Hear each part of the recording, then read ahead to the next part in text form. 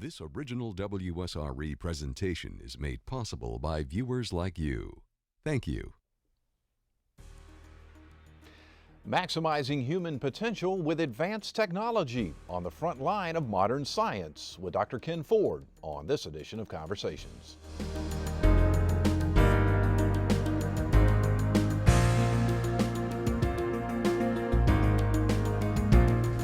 Joining us. Dr. Kenneth Ford is the founder and chief executive officer of the Institute for Human and Machine Cognition in Pensacola, Florida. Dr. Ford has a PhD in computer science from Tulane University. He's authored or co-authored numerous scientific papers and books.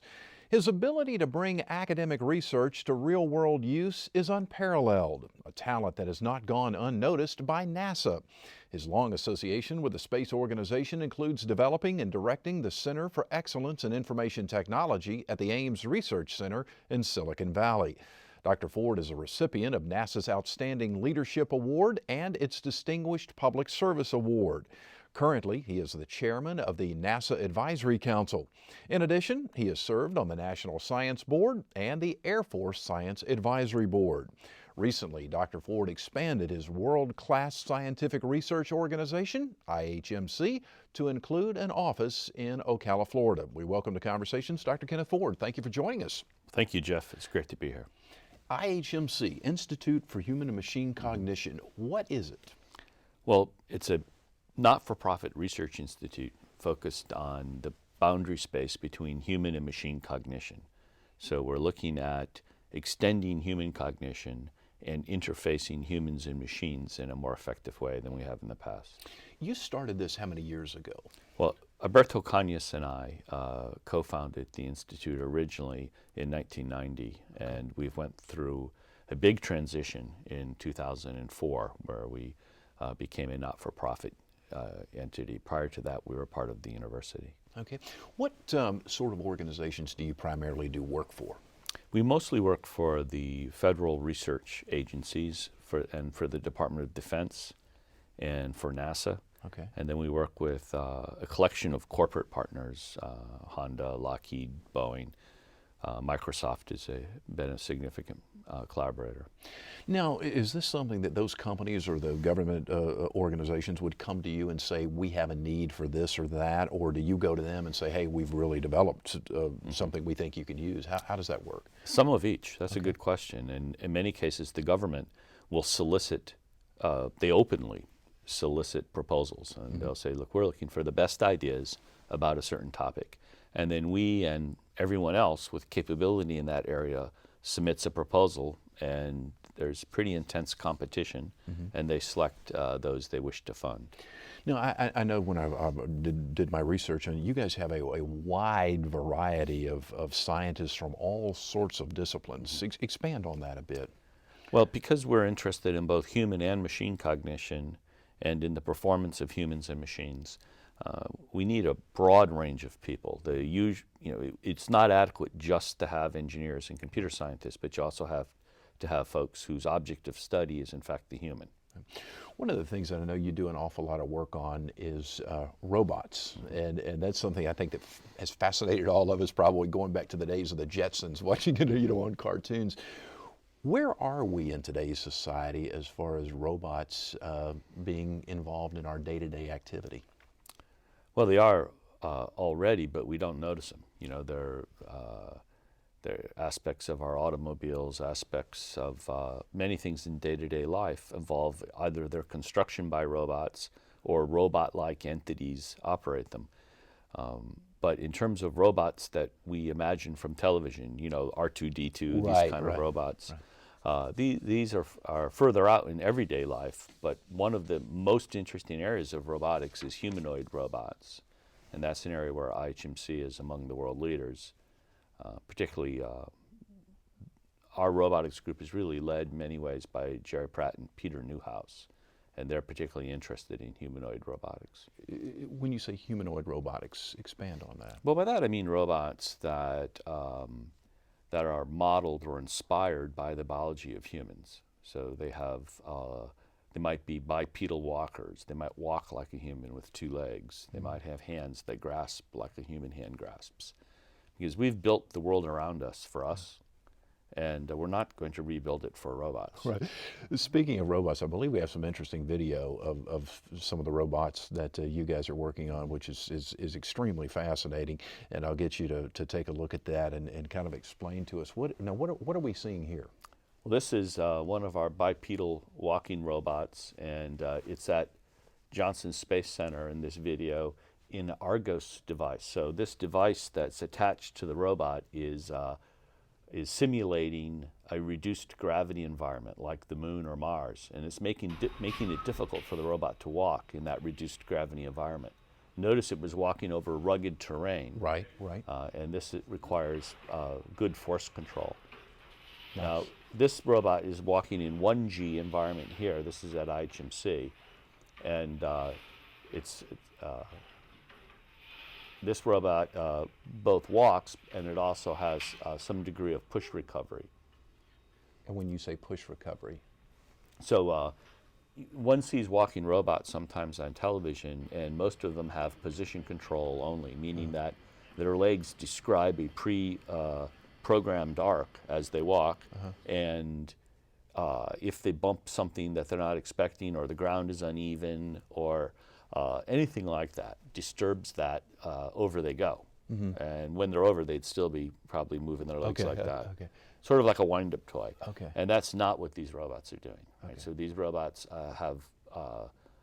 they're exploiting force control to be able to walk on uneven terrain and recover from pushes. So we have a video somewhere where folks are pushing the robot around, sort of bullying the robot. Okay. And the robot puts his leg out to catch, just like we would if somebody pushed us. Okay. Now, how might we use this in industry or in military applications? Well, these particular robots we're looking at, I don't envision industrial applications. The beauty of robots for industrial applications is the high precision that they have. These robots are more useful in either a military application or a NASA application or a rescue application, where you need a robot that can go up and down stairs, that can turn sideways and move through narrow spaces, and can navigate the built environment that we've built for us humans. What sort of time frame would we be looking at before we could possibly see this in an everyday type situation for those uses you just mentioned? Soon. Very soon. The situations I mentioned aren't really every day. You know, there are things like DoD and NASA, but 10 years probably for the bipedal walker at the most. The upper bodies are already very sophisticated, and in fact, it's just moved to November 2nd. It was November 1st. R2, and a humanoid robot upper body, is launching up to the International Space Station on the shuttle. Oh, okay. And there's a special effect on PBS, I think, tonight about that. Okay, interesting. I want to come back to talk a little bit more about what's going on in the world of space, but before I do so, I had read something about that robotics are now helping people who are suffering from paralysis. Can you expand on that and what you're doing with that? Yes, folks with various disabilities, but we're particularly interested in paralysis. We're interested in helping them by building exoskeletons, sort of a robot that you wear, a robot that goes over you, and then helps you with the walking, essentially provides the power to walk. Okay. And is that something that is very close to being able to be put into motion on a daily basis? Or? Yes. Exoskeletons range in sophistication from pretty simple to pretty complicated. Exoskeletons for the purpose of assisting folks suffering from paralysis are among the more complicated exoskeletons. Right now, you see a lot of exoskeletons designed to increase force so that a person could be superhumanly strong, for example. Okay. Do you have just a guess on a time frame of if somebody suffered paralysis, what sort of time frame that this robotics might be able to help them, where they would have more of a normal functioning life? I think for some people it could be in the relative near term, again, in the time scale of a decade or so. For others, it'll be a long time. It depends a lot on the individual person and the nature of their injury and the kind of condition they're in, and it'd be highly variable.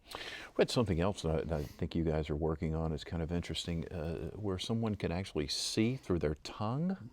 What's that about? Right. That's work that we've done for years, much of it in partnership with a company called WeCab. And the idea there is it's often called sensory substitution. And what this is about mostly is substituting the sense of touch or haptics on the tongue for the loss of eyes. So the folks that we're working with have lost their eyes. Okay. They have no eyeballs at all, no orbital lobes. And the brain is what creates the sensation of vision. You know, we colloquially say our eyes see, but our eyes really don't see. Our eyes collect photons, and the brain turns the pattern into the experience that we enjoy as vision. So if you had another channel to the brain with the same pattern, the brain would again create the vision experience. Okay. So in this case, a pattern is being sent to the brain that's printed on the top of their tongues. And the tongue is a good place to do that because it has a lot of nerve endings. Mm-hmm. And the brain processes tongue information in a unique way.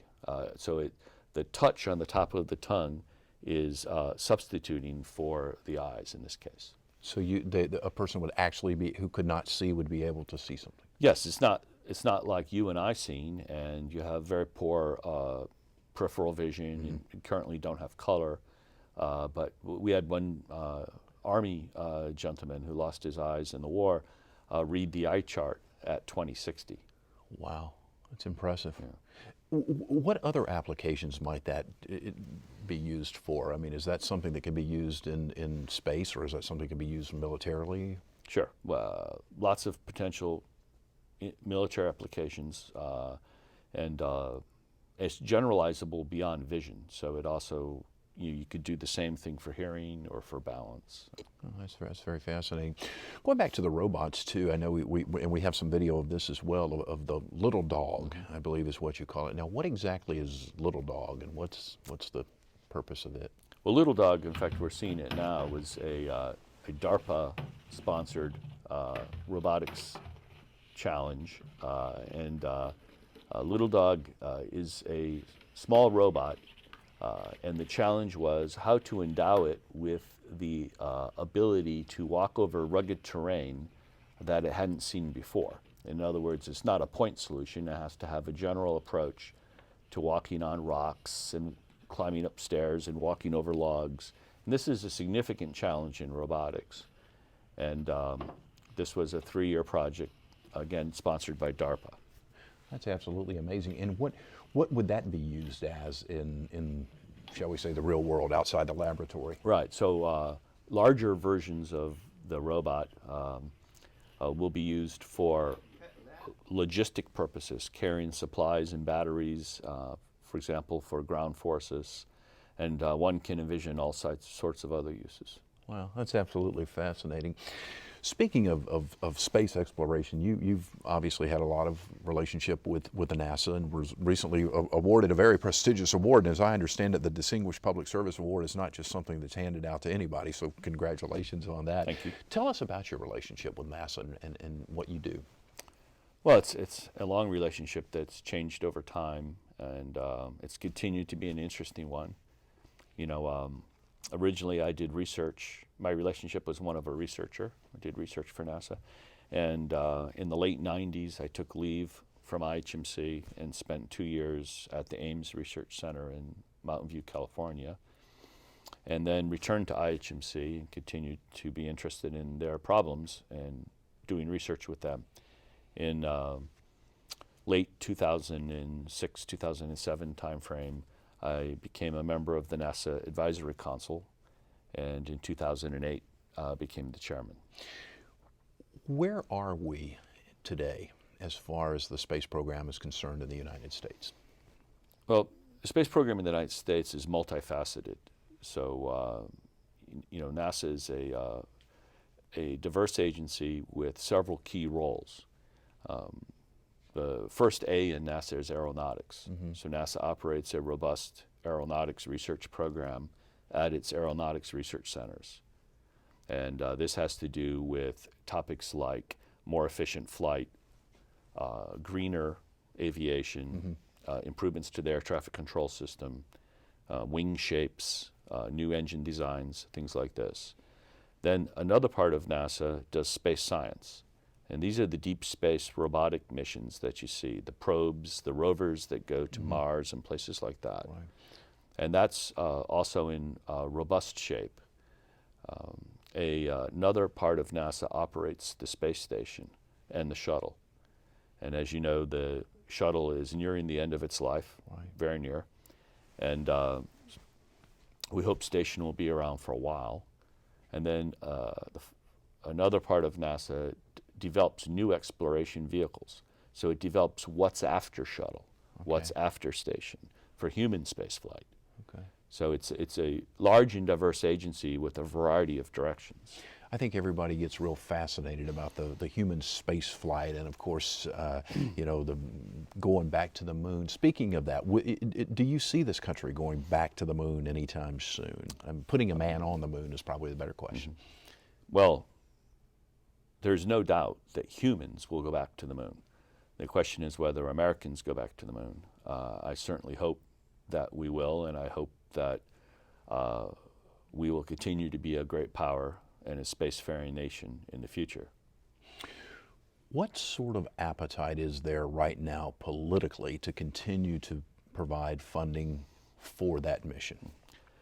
Well, for the lunar mission, that's been canceled. So the lunar mission was canceled by the administration, and they refocused the agency resources toward technology development and also toward an eye toward human space flight beyond the moon. And there are only a few targets that humans could reach beyond the moon. The ultimate destination, I suppose, the ultimate goal is perhaps Mars and the moons of Mars, Phobos and Deimos, but that will be a long time from now. So an intermediate step of interest to the administration are near-Earth objects, such as asteroids in particular. And it is feasible to send a human to an asteroid. It will be a long and complicated mission, but it is doable. What would we gain by doing that? Well, we would gain, I think, in 3 areas. The first, I would say, is scientific, and that's a big one for NASA. These objects, these near-Earth objects, many of them are some of the oldest objects from the earliest days, and they haven't had an atmosphere. They're in the original pristine shape. So there's a lot to learn from them scientifically. We really don't know a lot about these objects. Secondly, some of these objects pose a significant threat to Earth and regularly intersect with our orbit and regularly devastate the Earth. It will happen again. Humans have very short lifetimes, so we don't think of it as regular. But in geologic time, it is regular. And there is advantage to knowing your enemy. So there's a real advantage to understanding the density of the object, the spin rate, the porosity, so you can move it out of an intersecting path with Earth. So those are 2 of the main reasons. And I think the third reason is perhaps less obvious but important. We need to learn and continue to learn to operate in space, and particularly to operate beyond low Earth orbit. So we're quite good at operating in orbit, where space station is, and that's a remarkable achievement. It's 1 million pounds in orbit. It's just incredible. But we really haven't operated outside of low Earth orbit since we went to the moon in the late 60s and early 70s. Those skill sets have been lost, and new ones need to be developed. And so a near-Earth object makes sense in that regard. And you wouldn't land on it. It doesn't have enough gravity to land on, so you wouldn't need to develop a lander, which is quite expensive. Interesting.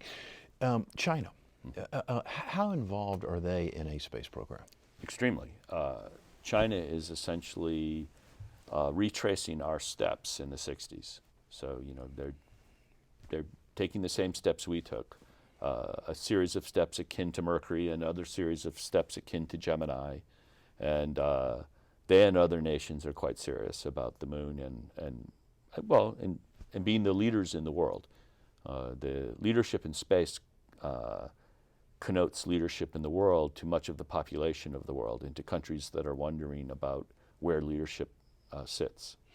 You know, Richard Branson and some of these other billionaires are working on, you know, space flights, I guess, for the everyday guy, you know, so to speak. You buy a ticket. Your thoughts on that? Well, they're for the everyday billionaire, I guess. Yeah. Or millionaire. Probably, yeah. I can't afford one, but it's important to sort through the kinds of business plans or the kinds of ideas that these folks have. Mostly what they're talking about are suborbital flights, where you don't actually orbit the Earth. You attain a high altitude and come back down. Okay. And that's much easier to do and probably more economically feasible than some folks are with more resources can buy a ride, for example, with the Russians. So I know people that have went up to the space station, to the International Space Station, on a ride with the Russians on the Soyuz vehicle. Wow. It had to be a great experience. I can only imagine. Speaking of aviation, we were talking about the part of NASA with aeronautics. I know you guys work on something called the Oz project. Mm-hmm. I'm particularly interested in that being a pilot. Expand. Well, that's a new generation of cockpit displays that are not based on the traditional little dials and gauges. Mm-hmm. You know, even with glass cockpits, you really have, it's essentially a computer screen that simulates the traditional dials and gauges. Right. And it doesn't seem to make a lot of sense. And so the new generation of displays are not based on that. They're based on the laws of flight of the aircraft, and literally the drag curves and such for the aircraft are the display. Did I read that it will also make cockpit management easier? Much easier, and you know, while you're in the cockpit, if you're engaged in cognitive tasks, the performance is much higher. People might not, unless you're a pilot, realize, I mean, if something does go wrong, things can get real busy real fast. Like, so I mean, that could be huge for not only military aircraft, but also passenger, I would assume. I think so. I think these kind of displays will be important in the future, both in cockpits and in other fields too. Yeah. How long before we'll see that in regular use? A long time, because planes have a very long useful life, right. And there's always the issue of not wanting to be the first adopter of a new technology, even if it's safer and better, right. For reasons of fear of litigation and others. Yeah. I think the first adopters will probably be the military. Right. You guys also work on artificial intelligence. Mm-hmm. First of all, let me get you to explain to our audience when we say artificial intelligence. What do we mean? Well, it means different things to different people, but in our case, it has to do with a machine that can reason and not just do simple calculation or even advanced calculation, but they can think about things in ways akin to how humans think about things. And we're not really interested in building an artificial human. What we're interested in are building AI systems that are prosthetic or orthotic with respect to human thought. So just as you might have a knee brace, or I've got an ocular orthoses right here. It leverages and extends my ability to see. We're interested in cognitive orthoses that leverage and extend our cognitive abilities and our reasoning abilities. And what are some of the things that you're currently doing along those lines? There's a wide range of projects along those lines, with applications from education all the way to the military, NASA, intelligence agencies, just a broad range. Okay, so that's just something that's still in the laboratory, I guess. Oh yeah, and well, some of these ideas have moved beyond the laboratory, and you know, you can see it in the concept map software. You can see that philosophy in a lot of our projects. We try to build systems, computational systems, that fit humans and how humans work, instead of building the system and then after the fact interfacing the human to the machine, as computers work today. There are so many fascinating things going on in the world today with the work you guys are doing and others. What will this world look like from a technology standpoint? And if you just give me a couple of different scenarios, 5 years out, 15 years out, 25 years out. Well, the 5-year out scenario will look a lot like today, but and that's always the case. Mm-hmm. And there might be revolutionary advances in those 5 years, but we'll hardly notice them because they happen slowly. And it's like asking a fish about water. So the 5-year scenario, I think, looks like today with more reliable, lighter, smaller equipment. And the real challenge is having the human interface be better. So many of our devices are quite good technically, but quite poor in terms of how they interface with people. And that's where I think we'll see the big change in the future. And you're starting to see that now. The ability to dialogue with artificial systems, with computer systems, is actually getting very good. Right. And this will get better quickly. And it's not so much the under the hood technology, it's how we're thinking about interfacing the machines and the people.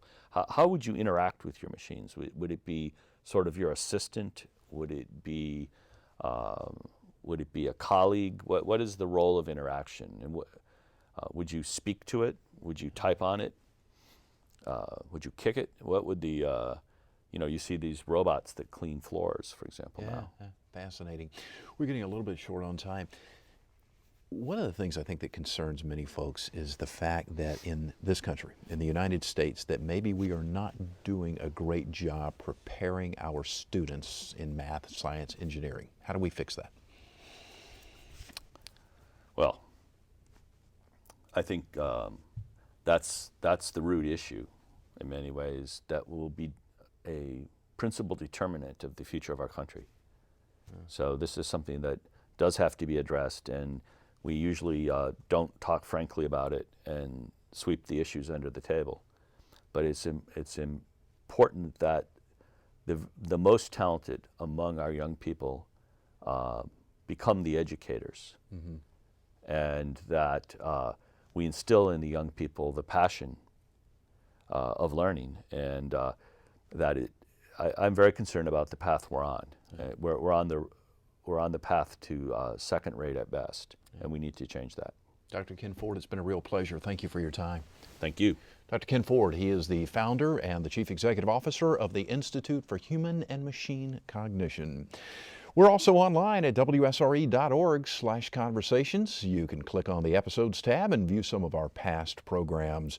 In the social media world, you'll find us on Facebook at Conversations with Jeff Weeks. We really do appreciate you watching.